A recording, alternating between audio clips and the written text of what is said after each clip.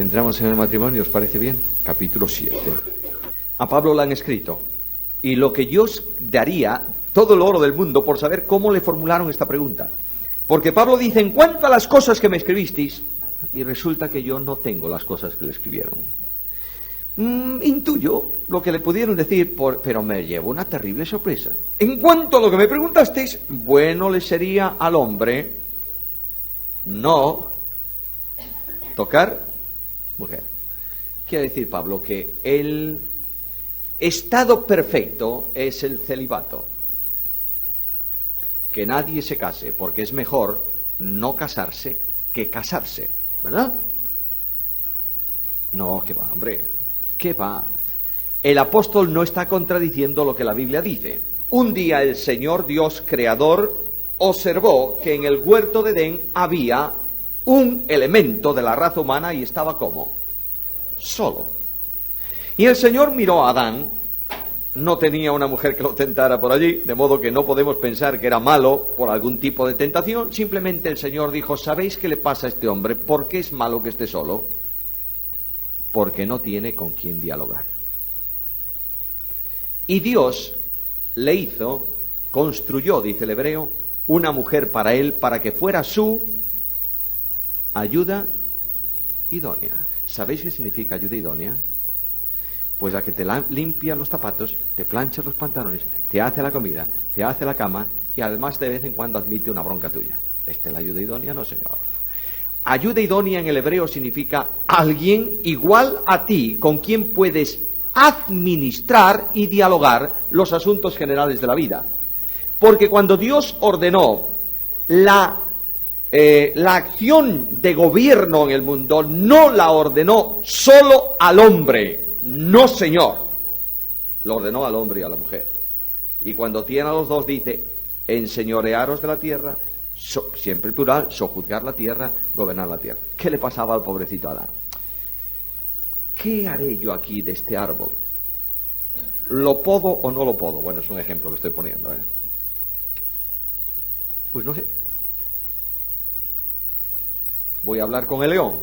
¿Qué te parece, don León?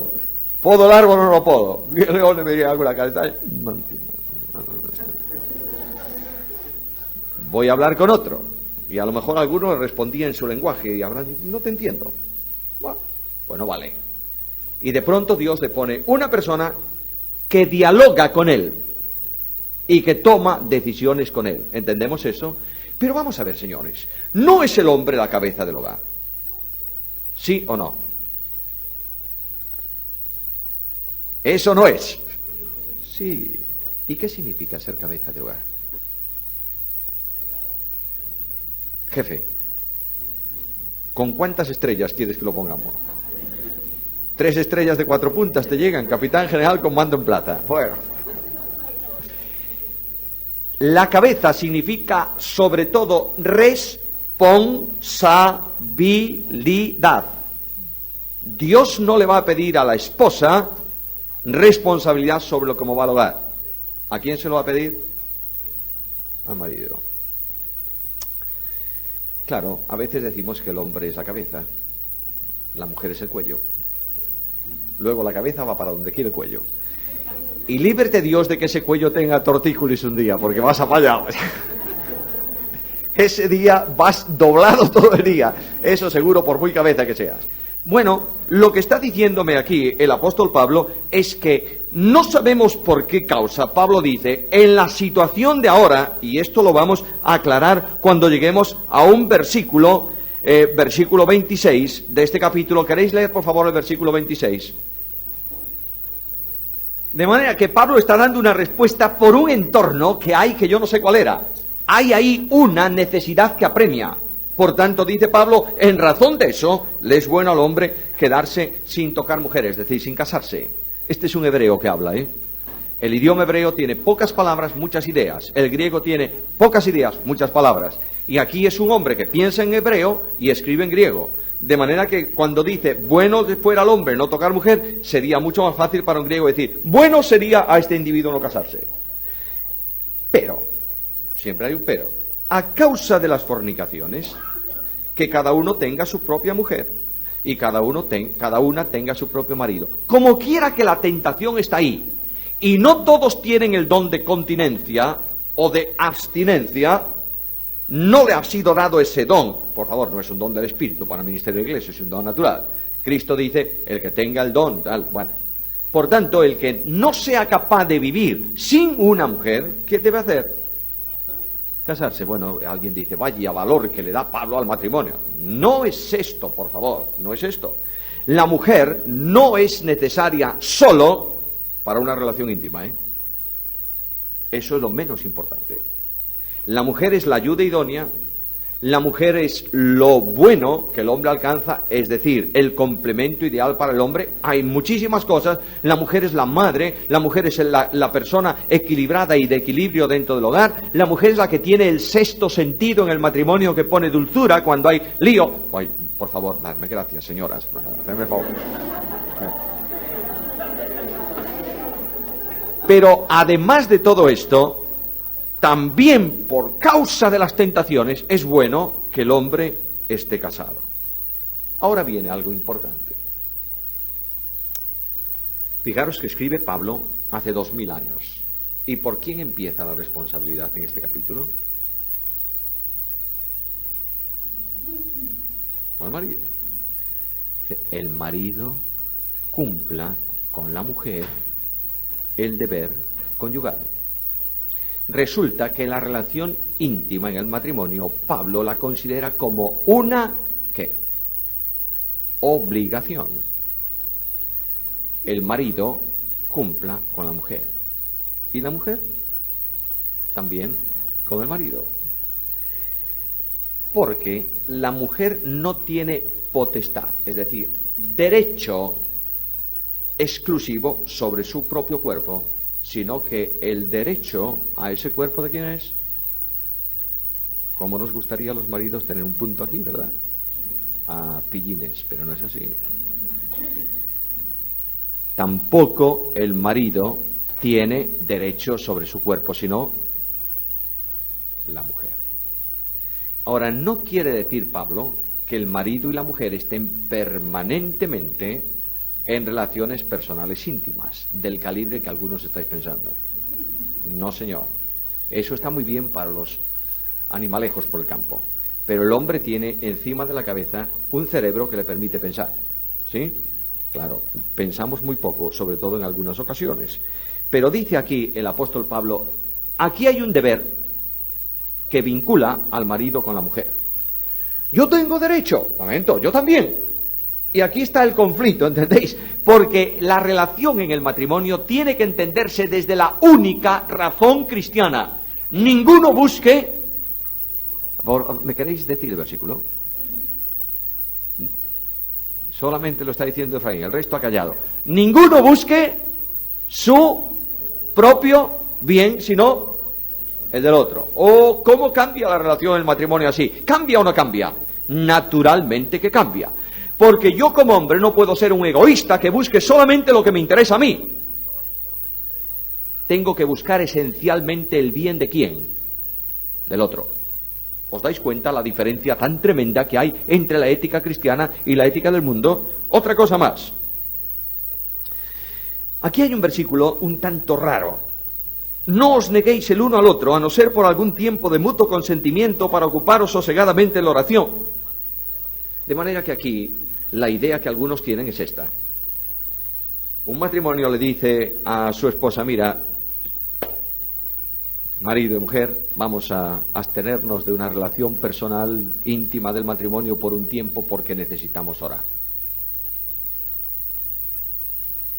No. Necesitas orar cuando te abstienes voluntariamente. ¿Entiendes ese versículo ahora? De manera que se ponen de acuerdo para una abstinencia voluntaria, no violenta. Hay muchas mujeres que castigan al marido así. Si no, para más. Pues ya está el marido loco de la vida por el mundo adelante y a última hora la buena señora consigue lo que quiere de su marido. Al revés también, ¿eh? Bueno, pero no es esto lo que Pablo dice aquí. Lo que Pablo dice es, si habéis tomado una decisión, primer asunto, la decisión mutua, es decir, amistosa, de mutuo acuerdo, Segundo, no definitivamente, sino por algún tiempo, un convenio. Durante ese tiempo, ocuparos sosegadamente de la oración. Hay una cosa que se llama paternidad responsable. ¿Sabéis lo que significa eso? José, estás traspuesto. Entre los muchos cables que tiene este hombre en los botones, está colgado en un átomo. ¿Qué te parece que es paternidad responsable?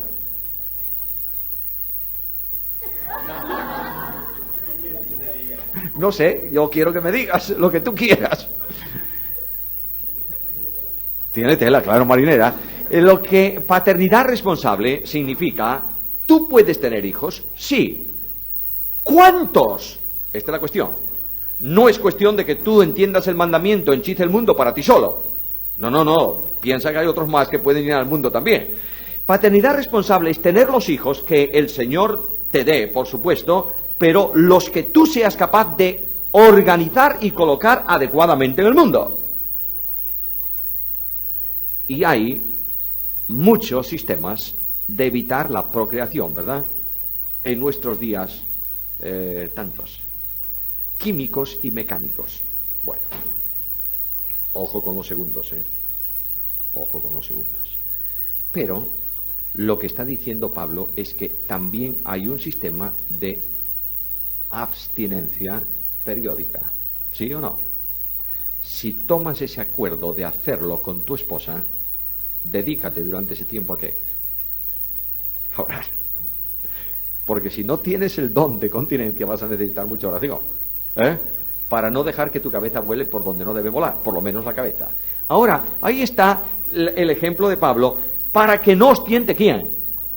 Satanás, porque Satanás sabe dónde está el problema tuyo, y Satanás anda alrededor buscando a quien devorar. Mas esto lo digo por vía de concesión, no de mandamiento. Es decir, Pablo no dice, señores, tenéis que separaros para orar. No, dice, esto lo digo como algo que es posible realizar.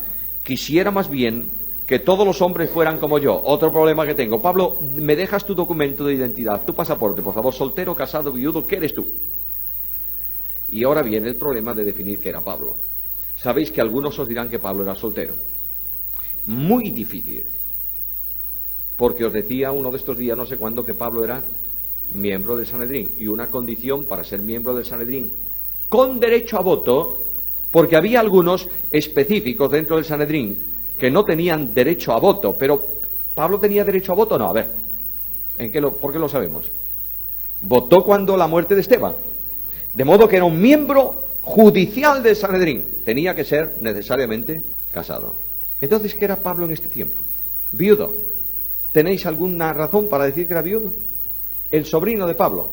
A ver, explícame eso, hombre. No. Ajá. De su cuñada. Es muy probable que fuera así. Pero quiero daros otra vía más de pensamiento. Es también probable que Pablo fuese un hombre abandonado por su mujer. ¿Por qué? Porque no podía entrar en la cabeza de ninguna mujer casada con un fariseo ortodoxo, miembro del Sanedrín, que se hubiera convertido al cristianismo. Y es probable, simplemente lo digo, por favor, porque no tenemos base bíblica, simplemente lo digo, que es probable que esta mujer hubiese repudiado a Pablo. Que era esto, o que era viudo, es un hecho porque tiene derecho a casarse. Dice, ¿acaso no tenemos... ¿Quién? ¿Quién era el... Bernabé y yo no tenemos derecho a traer una mujer como esposa? ¿Acaso solamente tiene Pedro el derecho a viajar con su mujer? No, yo también. El apóstol Pablo dice, pero dice aquí algo, yo quisiera que fuesen como yo, pero cada uno tiene su propio don de Dios. Y aquí está hablando de el don de abstinencia. A la verdad, uno de un modo y otros de otro. Digo pues a los solteros y a las viudas, es decir, a los creyentes que pueden casarse, que les fuera bueno quedarse como yo. Pero si no tiene don de continencia, ¿a qué? Cásese. Ahora pido una explicación, por favor, de la última frase del versículo. Porque mejor es casarse que estarse... A ver, ¿qué significa esto? Echando fuego. ¿Entendéis lo que está diciendo aquí? el deseo natural, lícito, por favor. Pablo no está pensando en deseos pecaminosos aquí, está pensando en deseos lógicos, naturales de un hombre que necesita a una mujer y de una mujer que necesita a un hombre. Mejor es que se case que no que está echando fuego permanentemente. Ahora, pero, y Pablo va a cambiar inmediatamente, porque seguramente que la pregunta de la carta tenía que ver con 3 puntos. Primero, Pablo, ¿qué hacemos en cuanto a los solteros en general? ¿Qué dices tú? ¿Que se queden solteros o que se casen? Segunda pregunta, Pablo, ¿qué hacemos con los divorciados? Tercero, Pablo, ¿qué hacemos con los que tienen compromiso para casarse? ¿Qué hacemos? Y Pablo respondió a la primera pregunta, ¿está claro? Cásese, se va a fastidiar bastante, dice Pablo, en esta situación, pero hágalo si quiere hacerlo. Segundo, pero a los que están unidos en matrimonio, mando, no yo. Es decir, lo anterior, dice Pablo, esta es una concesión mía, pero como apóstol estoy dando algo importante. Segundo, está inspirado por Dios, hay que respetar eso. Pero a los que están unidos en matrimonio, mando, no yo, sino el Señor, que, primer asunto, la mujer no se separe del marido. De momento no está hablando de divorcio. Y si se separa, ¿qué ocurre? Quédese sin casar o reconcíliese con el marido y que el marido no abandone a la mujer. Está diciendo algo importante Pablo. Señores, el matrimonio es un pacto solemne, es un juramento hecho delante de Dios. Por tanto, lo lógico, lo natural, lo propio es que el matrimonio sea y es, no sea, es indisoluble. Bien. Es que tú no sabes cómo es mi mujer. Y oyes a la mujer y te dice, tú no sabes cómo es mi marido, mal negocio. Pero llega un momento en que en ocasiones específicas la convivencia es que imposible. ¿Qué deben hacer entonces? No podemos vivir juntos.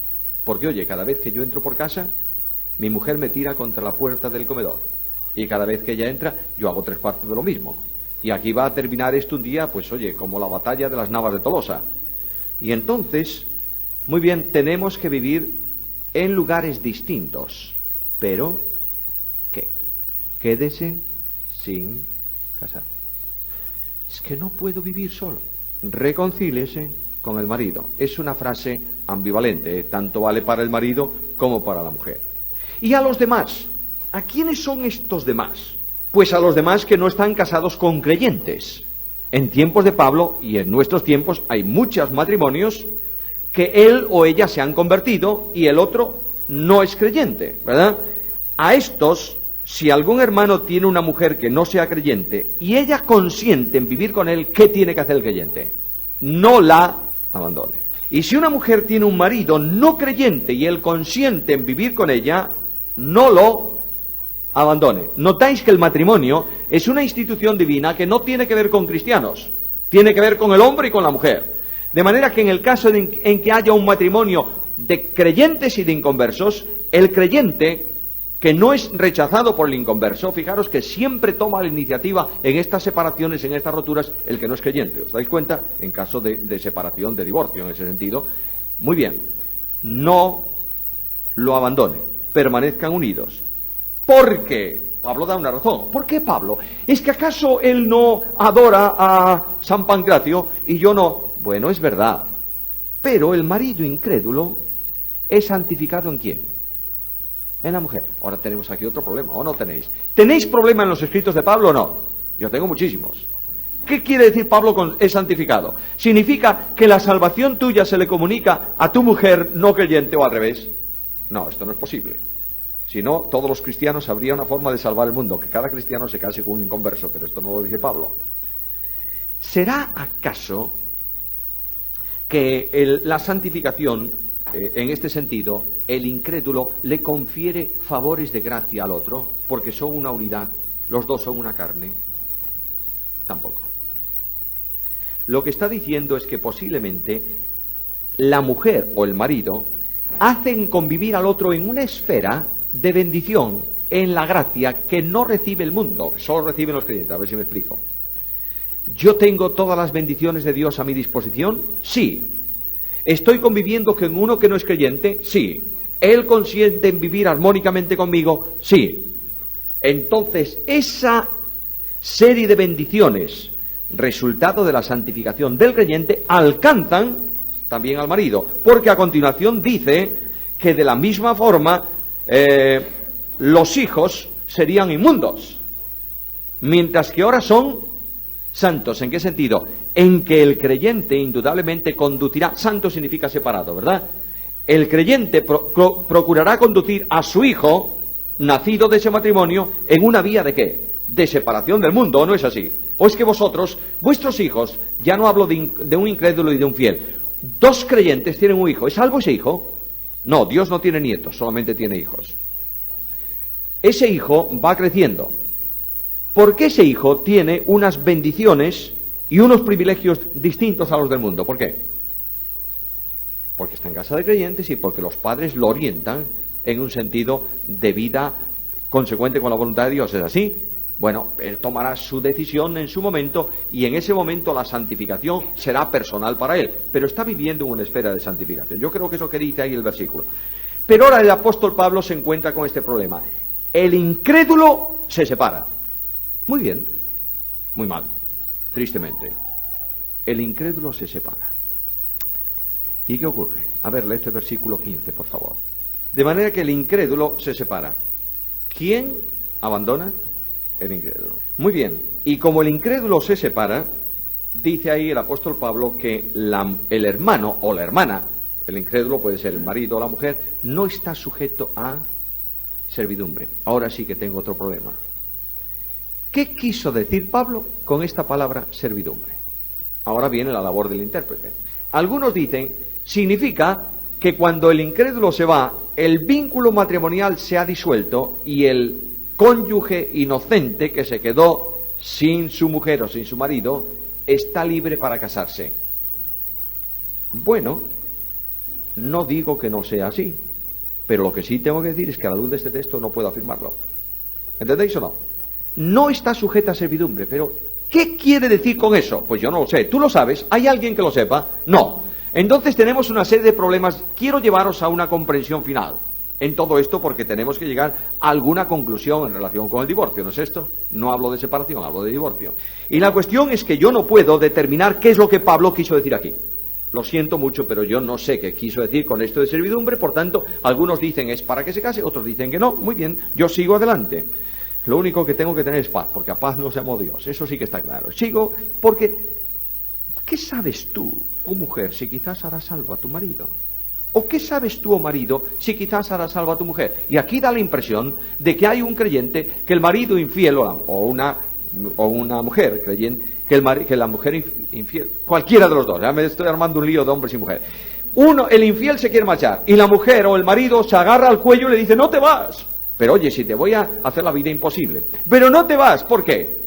Porque voy a testificar tanto que vas a hacer. ¿Qué sabes tú? ¿Qué sabes? ¿Es que acaso tú por tu acción vas a salvarlo? ¿Acaso la salvación no es una obra de Dios? De manera que tranquila o tranquilo. Pero a cada uno, versículo 17, como el Señor le repartió y como Dios llamó a cada uno, ¿qué?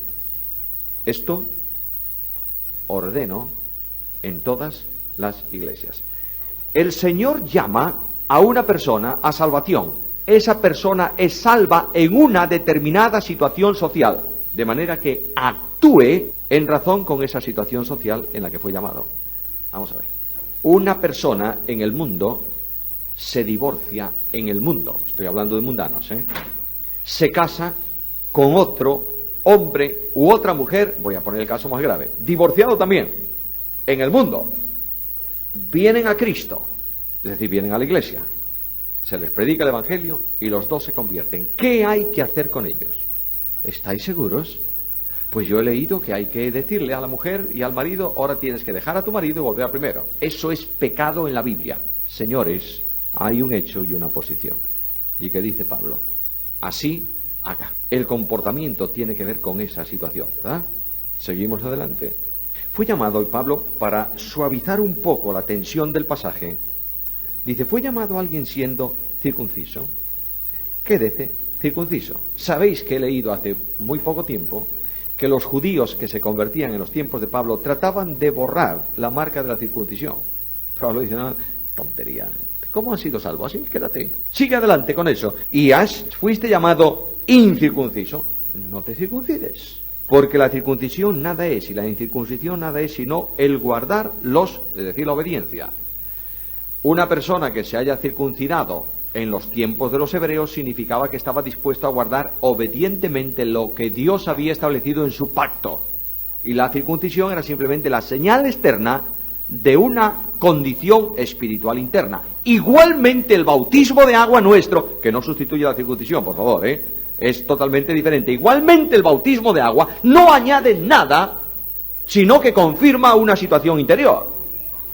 Una persona que se bautiza y no haya creído en Cristo, ¿qué? Pues no pasa nada, simplemente se ha bañado en público. Dejadme decirlo con mucho respeto. Pero una persona que se bautiza porque ha creído, está manifestando que en su vida se ha producido anteriormente un bautismo del Espíritu, que lo ha identificado con Cristo y es una nueva criatura. Esto es lo que significa el bautismo. Así también, en cierta medida, la circuncisión. Cada uno, en el estado en que fue llamado, que en él se quede. A ver, otra Biblia de estas extrañas que hay por ahí. ¿Qué dice ese versículo? Anda. Versículo 20. Correcto. Perfecto. Veis que la nuestra no está mal traducida, Está bien traducida, pero aclara un poquito más el panorama. En la condición en que está, en que fue llamado. No, lee. Otra vez el versículo. Cada uno permanezca en la condición en que fue. Es decir, está liberado legalmente, socialmente para casarse, continúe en esa línea y funcione de acuerdo con esa situación. Entonces, esto resuelve absolutamente todos los planteamientos de posibilidad de nuevo matrimonio en personas que procediendo del mundo, etcétera, tal. Bueno, muy bien. Porque el que en el Señor, bueno, ahora le dice a los esclavos, bueno, tampoco entendáis los esclavos que porque sois esclavos debéis permanecer esclavos. Si puedes liberarte, libérate, pero no tengas como obsesión tuya liberarte, porque eres de Cristo, esclavo o no esclavo. Porque por precio fuiste comprados, etcétera. Ahora, cada uno, hermano, en el estado en que fue llamado, así permanezca en relación con quién. Para con Dios. Yo sé que tenéis preguntas, ¿a que sí? Y lamentablemente yo no tengo respuestas. Vamos a avanzar un poquito, por favor. Cuando estudiamos el problema divorcio y nuevo matrimonio, se plantean preguntas muy curiosas. Hay eximentes que disuelven el matrimonio de creyentes. Yo no estoy hablando del mundo y sus cosas. Hablo de creyentes. Un creyente casado con una creyente, ¿hay algún eximente bíblico que disuelve el matrimonio? Algunos te dirán sí. El adulterio. ¿En qué texto se basan? Que Jesús dijo, explicando en Mateo 19, Jesús dijo, a no ser por causa de fornicación. Ahora, la palabra fornicación no es necesariamente solo adulterio. Esa palabra aparece 3 veces en el Antiguo Testamento. La primera vez aparece en relación con una orden que Dios da al pueblo de Israel para la limpieza del campamento.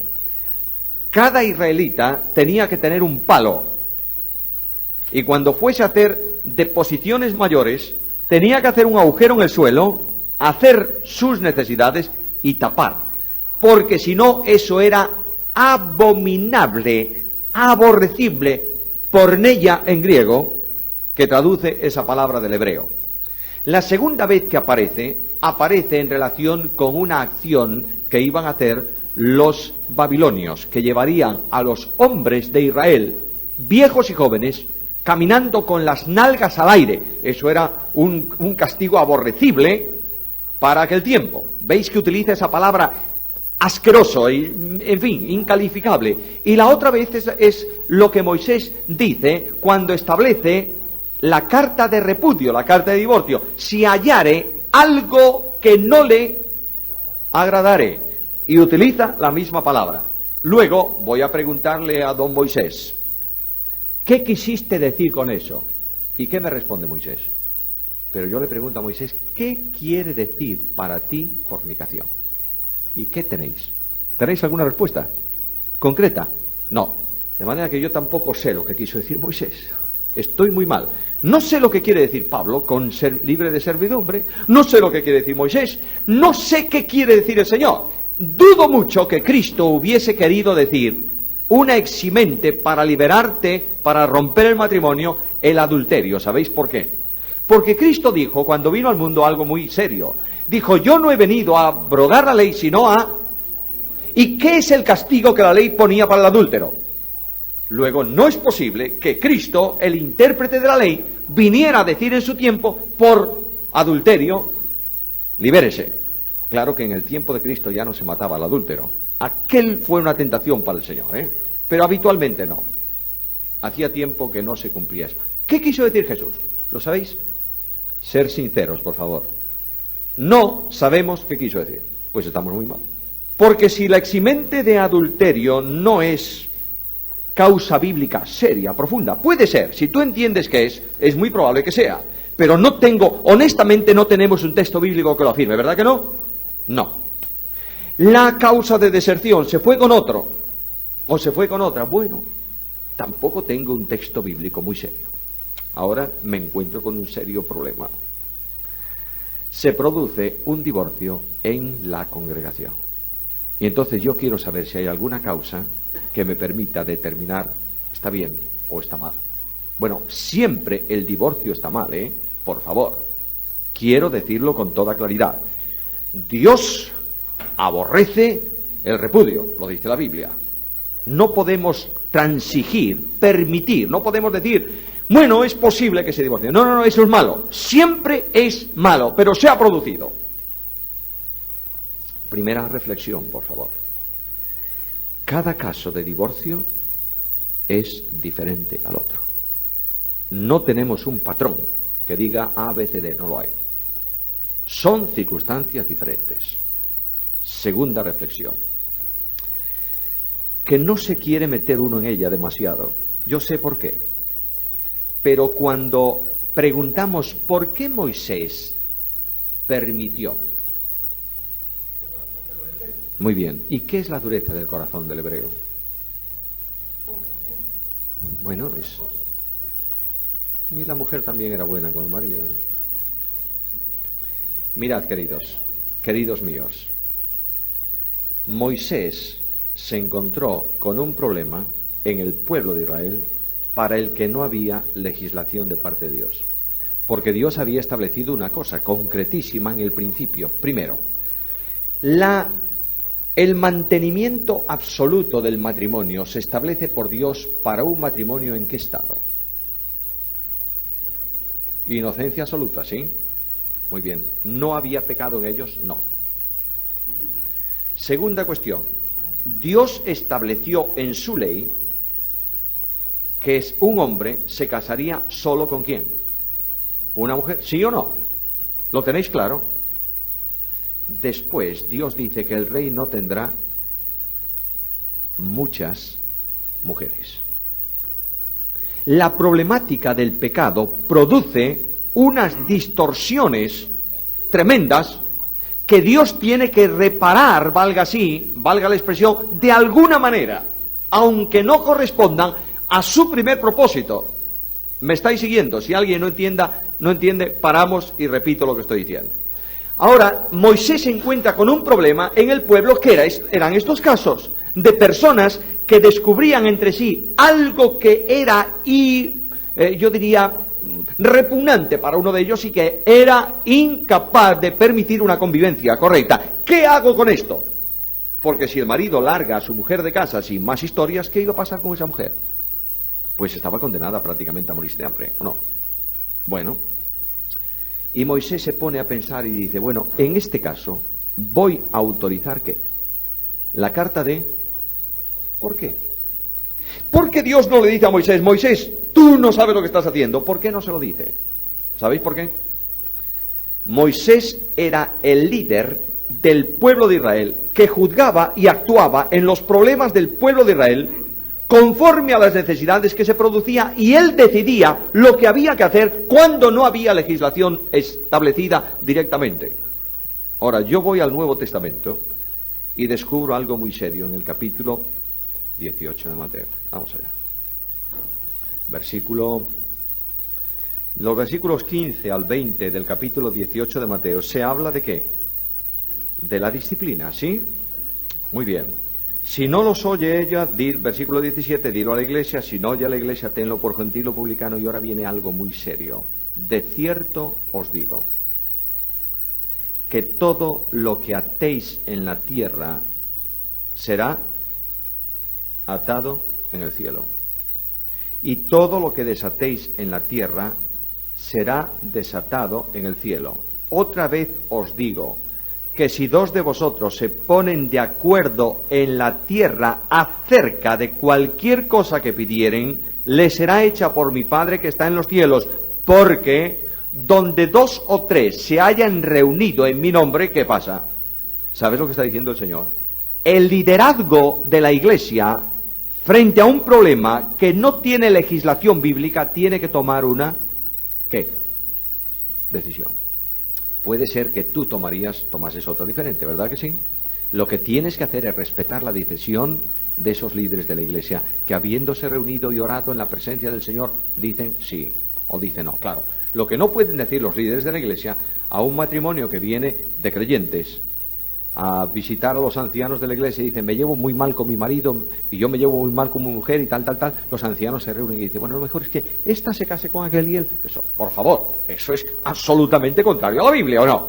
No puede la iglesia, no pueden los líderes de la iglesia legislar nada que sea contrario a la Biblia. Esto está clarísimo. Pero una vez producido un problema, y el problema del divorcio entre creyentes, sobre todo cuando el creyente, uno de ellos, no importa quién, se casa con otro, es muy grave, ¿eh? Porque esa es una situación no retornable. Lo voy a decir otra vez. Cuando una persona abandona a su esposa y se casa con otra, no hay retorno a su anterior esposa, conforme a la ley de Dios. Cuando le dé carta de repudio y se case con otro y así sucesivamente, no puede volver ¿a quién? A su primer marido, porque es abominación. ¿Está claro o no está claro? Bueno, ahí os dejo el tomate, no voy a ir más allá. De modo que cuando alguien tenga algún problema sobre definiciones de este tipo, consulte a los... Sí, si alguien duda o algo así, doctores tiene la Santa Madre Iglesia que sabrá responderle. Bueno, muy bien. Quiero deciros con esto, hermanos, quiero llegar a algo muy positivo. Yo no quiero que esta noche os vayáis pensando en divorcios y divorcio, no, mira lo que dijo, mira lo que no dijo. A donde quiero llegar es a que tengamos respeto por las decisiones de los líderes de una iglesia que toman delante del Señor. ¿Está claro o no está claro? Y no digamos, estos son unos herejes. No digamos eso, por favor, no digamos. Respetemos las decisiones que no corresponden a doctrina, ¿qué? Fundamental, sino a doctrina general y a cuestiones opinables dentro de la doctrina general. ¿Verdad que sí? Muy bien. Quiero deciros algo, mis hermanos queridos. El creyente tiene que estar obligado al cumplimiento de la ley, ¿verdad?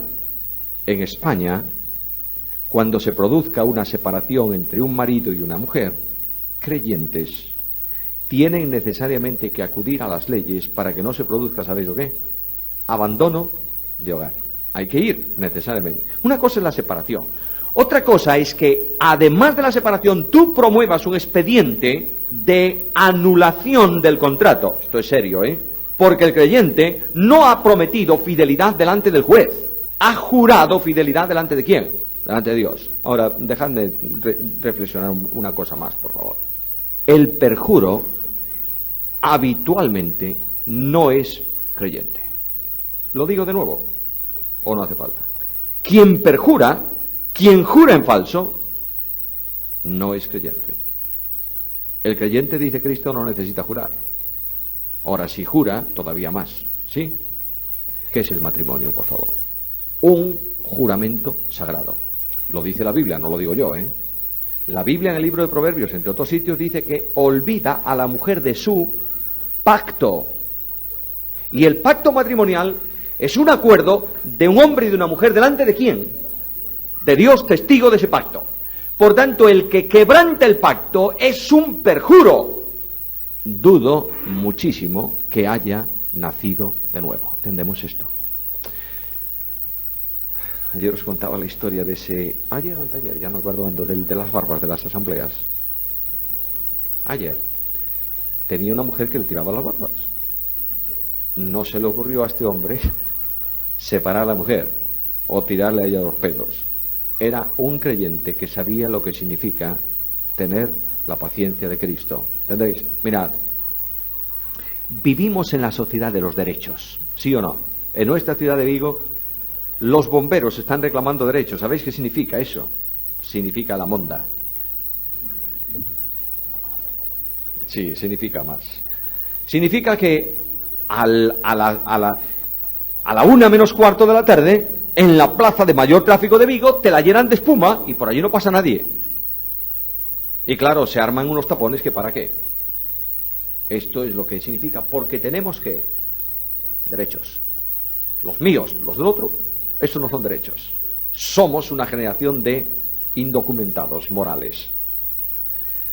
El creyente no tiene derechos. Los derechos del creyente son los derechos del prójimo. ¿Lo hemos entendido o no? Entonces sí. Ahí hay cosas muy serias. Porque no puede ser anciano de una iglesia quien no sea marido de una sola.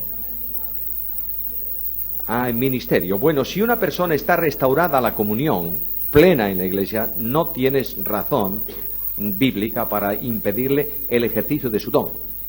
Claro, puede ser que no le pongas en el púlpito, pero él puede hacer trabajos y cosas dentro de la iglesia. Pero esto también tiene que ver con lo que el liderazgo determine dentro de la congregación. Ahora, derechos, ¿verdad que tenemos derechos? Mirad, el derecho que yo tengo es de perdonar todo el mal que reciba. Yo sé que es fácil decirlo, ¿eh? Yo no lo hago. Lamentablemente, aunque quisiera hacerlo. No hay nada que haga tu esposa contra ti que tú no tengas el deber de perdonar. Tomadlo en serio, ¿eh? Ni hay nada que tú hagas contra tu esposa que ella no tenga el deber de perdonar. Bueno, ojo,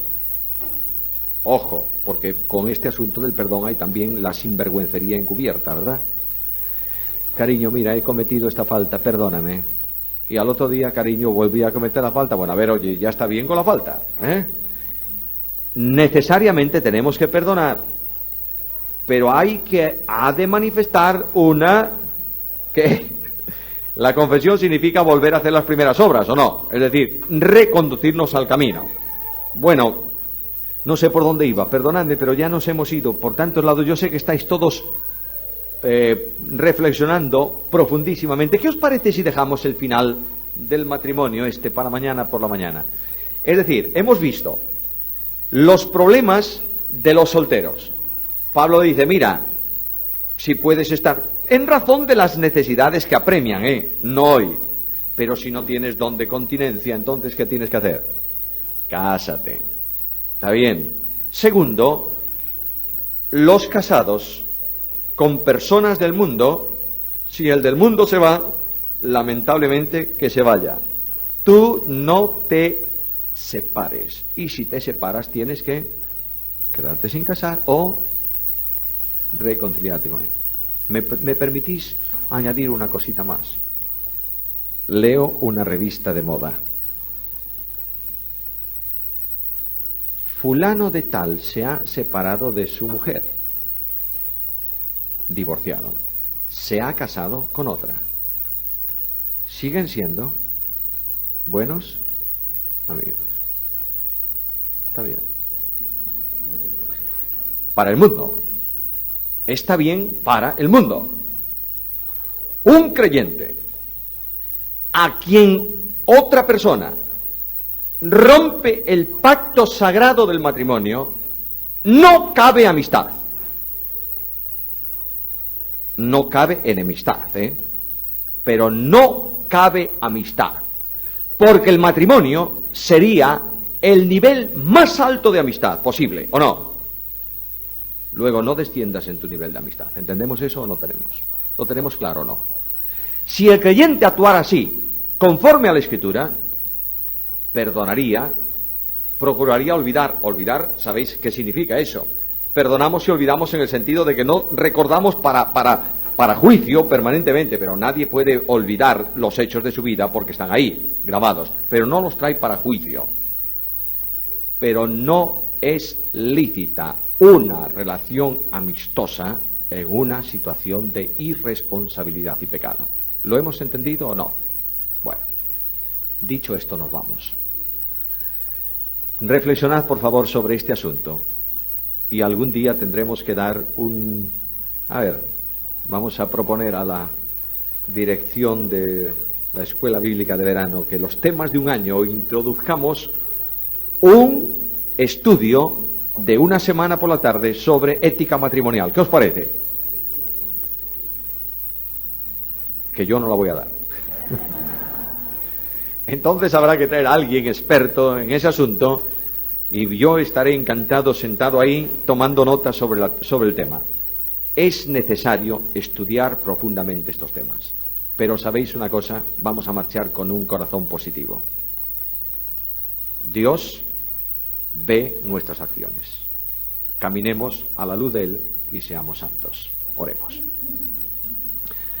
Señor, gracias por la bendición de tener tu palabra, gracias por el privilegio de acercarnos a ella. Danos luz, Padre, en el poder de tu Espíritu para entender qué cosa hay revelada en tu Escritura para nosotros.